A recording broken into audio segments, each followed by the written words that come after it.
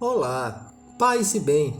Sou Paulo da Costa Paiva, leigo professo na Ordem Franciscana Secular e também idealizador da mídia digital Partilha Franciscana.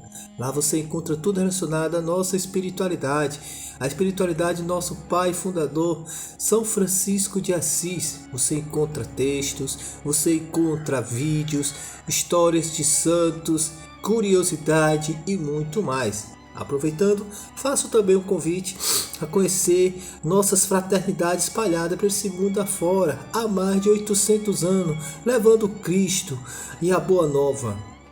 Você que é solteiro, casado, viúvo, você que é leigo, você que é do clero secular, venha nos conhecer e fazer parte da nossa família. Vamos dar continuidade aos textos dessa fonte aqui, Manual para Assistência à Ordem Franciscana Secular e à Juventude Franciscana, feita pela Ordem Franciscana Secular do Brasil. Aqui estamos contando a história da Ordem Franciscana Secular. E hoje vamos falar dos fatos relevantes da UFS no século XIII. Vamos lá, é um texto um pouco extenso, mas vai dar certo. Vamos ler primeiro a metade aqui e dar continuidade no próximo vídeo. Vamos lá. Francisco mostra coerência em seu modo de agir, como havia feito com duas regras para os frades menores, nas quais receberam o realce e a mentalidade e os textos evangélicos, com pouco aspecto estritamente jurídico.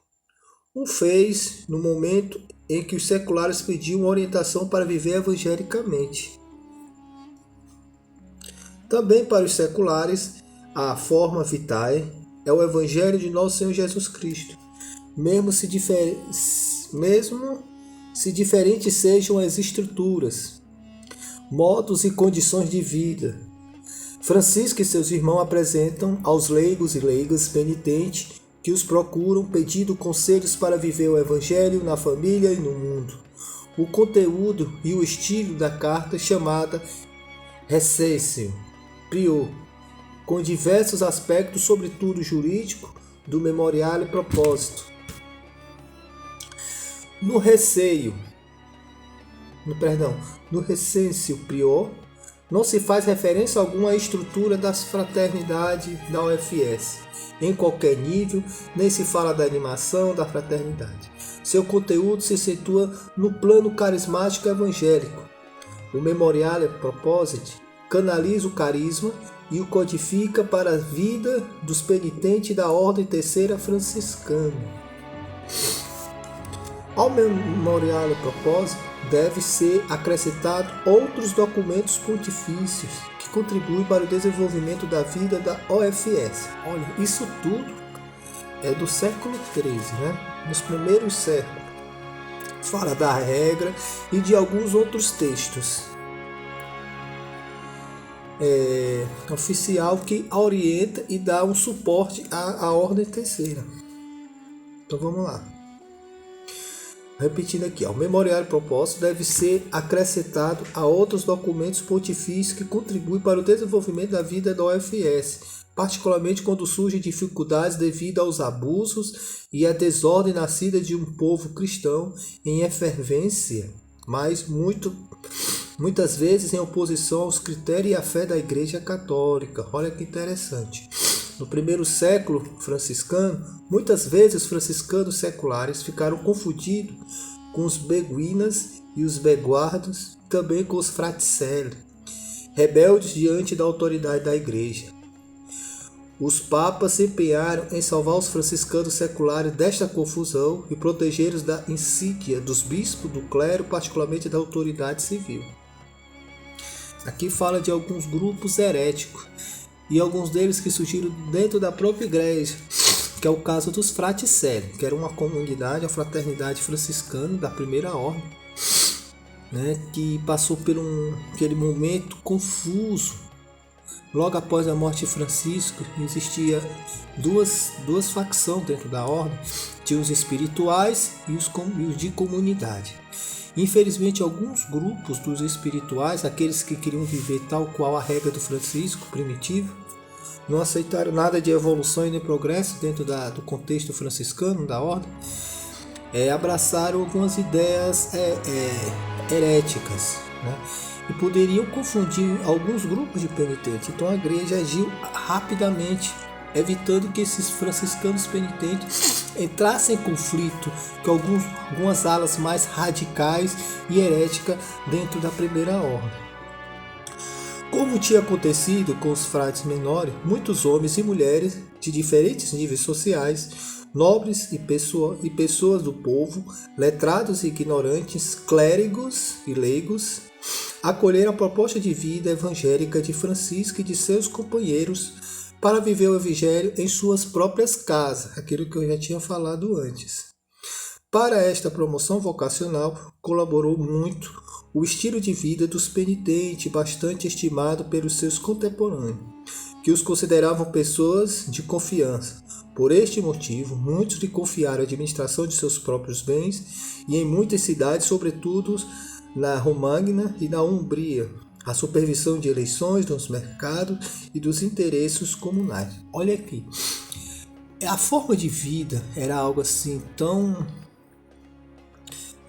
chamativa, de uma certa forma positiva, que as pessoas viam nesses penitentes pessoas sérias, pessoas santas, tal qual eram os irmãos da ordem primeira, os frades e as clarissas das ordens segunda. Então eles viam uma referência muito forte de Francisco, de seriedade, de santidade dessas pessoas, ao ponto de colocar eles em posições, né, em certos serviços, que eles viam que era fundamental ser pessoas honestas, pessoas de Deus, pessoas santas, pessoas coerentes, pessoas que levavam as coisas de forma muito séria, muito honesta, na justiça de Deus.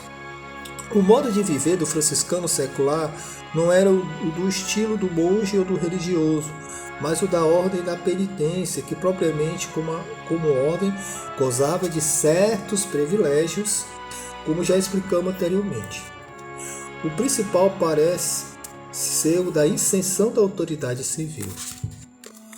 Por esta razão, o franciscano secular terceiro penitente não era obrigado a fazer juramento aos castelão, ou seja, ao senhor do castelo, ou ao podestar, como também estava liberado do serviço militar.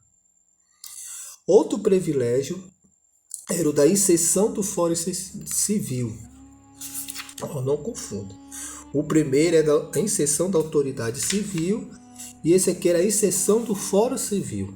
Isto é, o franciscano secular como membro que pertencia a uma verdadeira ordem, não como simples associação de piedosos leigos, não podia ser julgado por um tribunal civil, mas somente por um eclesiástico. Então, ele não acontecesse alguma situação, ele tinha que ser julgado pelo tribunal eclesiástico, não era pelo tribunal civil.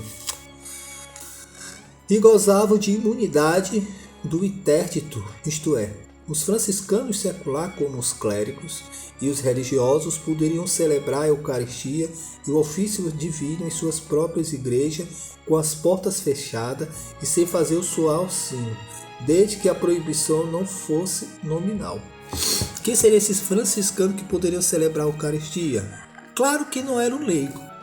Como a gente já disse desde o início, os penitentes, que fazia parte dos penitentes, eram os leigos, casado, viúvo, solteiro, e também o clero secular, que hoje conhecemos como clero diocesano.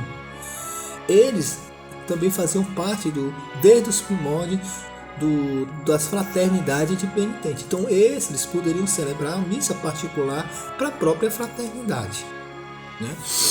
E aqui a gente vê alguns privilégios, principalmente o que foi muito chamativo foi essa isenção da autoridade civil e a isenção do fórum civil, chama a atenção de muitas pessoas que talvez não tivessem tão boa intenção em si, mas serviu como ferramenta e como forma de refúgio diante de situações diante de situações irregulares, né? Então, a ordem dos terceiro penitente lotou, foi criadas inúmeras fraternidades terceiras penitentes, e nem todos que entravam tinham esse fervor, talvez estavam com segundas intenções. E outra coisa,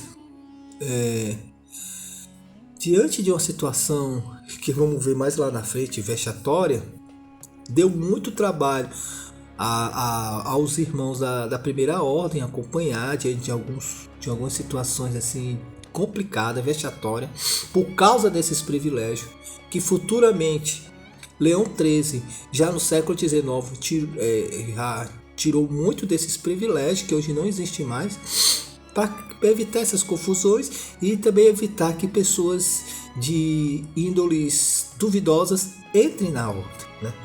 Que a pessoa entre puramente para vivenciar essa fraternidade, puramente para buscar a santidade, levar Cristo a todos, sendo luz para o mundo e sal para a terra, ser aquele fermento no meio da massa, né? Assim como Francisco foi e convida os penitentes a participarem. Esse texto ele é um pouco extenso e no próximo vídeo eu vou dar continuidade às situações relevantes do século XIII. Amém? Paz e bem.